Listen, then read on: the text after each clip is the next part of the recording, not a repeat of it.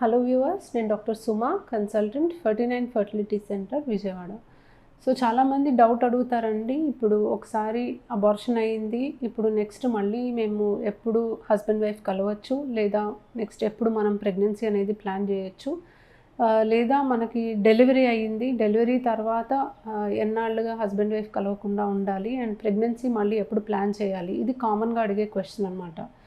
So abortion అనేది అయినప్పుడు definitely చాలా మెంటల్ స్ట్రెస్ అనేది వాళ్ళకు ఉంటుంది. అండ్ ఎంతో హోప్స్తో వాళ్ళు ఉన్నప్పుడు బేబీ అనేది అబార్ట్ అయినప్పుడు వాళ్ళకి చాలా ఎమోషనల్గా ఇది చాలా స్ట్రెస్ఫుల్గా అనిపిస్తుంది. సో జనరల్లీ ఒక అబార్షన్ అయిన తర్వాత చాలా బ్లడ్ లాస్ అనేది ఉంటుంది డెఫినెట్గా. అండ్ తను రికవర్ అవ్వడానికి కనీసం 3 to 6 months టైం అన్నా పడుతుంది. కాబట్టి 3 to 6 months మినిమం గ్యాప్ తీసుకొని నెక్స్ట్ ప్రెగ్నెన్సీ ప్లాన్ చేసుకోమని చెప్తూ ఉంటాం. సో హస్బెండ్ వైఫ్ ఎప్పుడు కలవచ్చు అనే దానికి వస్తే, యూజువలీ అబార్షన్ అయిన తర్వాత కొంచెం ఇర్రెగ్యులర్ పీరియడ్స్ రావడానికి అవకాశం ఉంటుంది.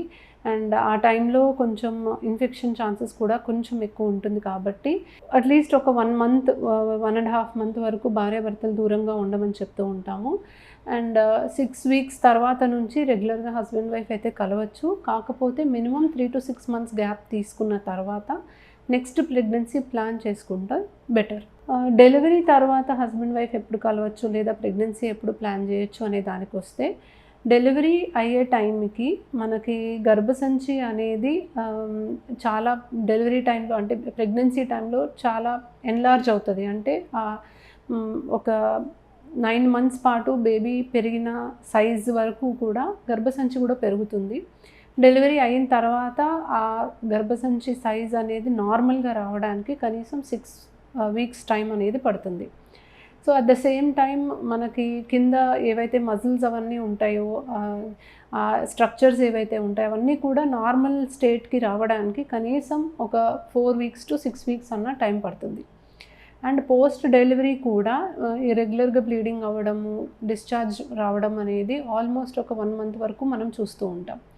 సో ఈ టైంలో డెఫినెట్లీ హస్బెండ్ వైఫ్ కలిస్తే first of all infection chances అనేవి ఎక్కువ ఉంటాయి. అండ్ చాలామందికి పెయిన్ఫుల్గా కూడా ఉండొచ్చు, ఎందుకంటే డెలివరీ టైంలో కింద భాగంలో కుట్లు కూడా పడతాయి కాబట్టి.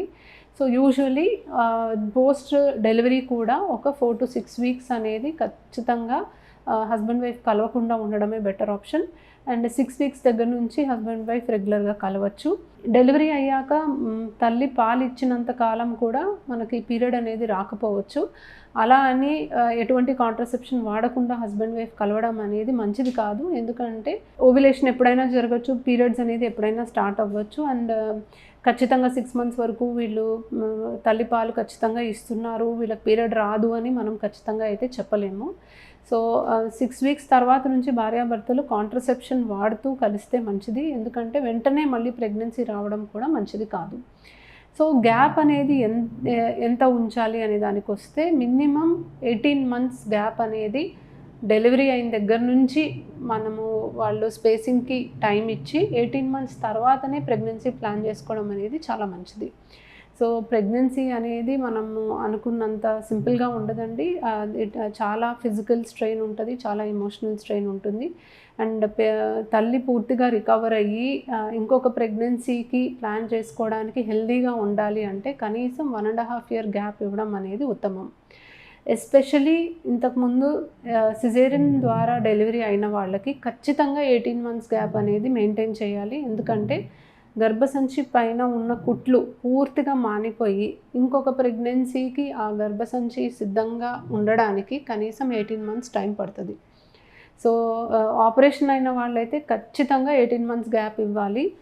నార్మల్ డెలివరీ వాళ్ళు కొంచెం అర్లీగా ప్లాన్ చేసినా అంత ఇబ్బంది ఉండకపోవచ్చు. బట్ ఎవరికైనా కూడా ఐడియల్గా 18 months గ్యాప్ ఉంటే హెల్దీగా నెక్స్ట్ ప్రెగ్నెన్సీలోకి వాళ్ళు వెళ్ళడానికి ఎక్కువ అవకాశం ఉంటుంది.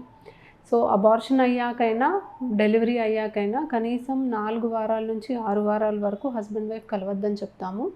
అండ్ అబార్షన్ తర్వాత మినిమం 3 నెలలు గ్యాప్ తర్వాత నెక్స్ట్ ప్రెగ్నెన్సీ ప్లాన్ చేసుకోమని చెప్తాం. అండ్ డెలివరీ తర్వాత కనీసం 1.5 year అంటే 18 నెలలు గ్యాప్ ఇస్తే నెక్స్ట్ ప్రెగ్నెన్సీకి వాళ్ళు హెల్దీగా ఇంకొక హెల్దీ బేబీని కనడానికి అవకాశం ఉంటుంది. Thank you.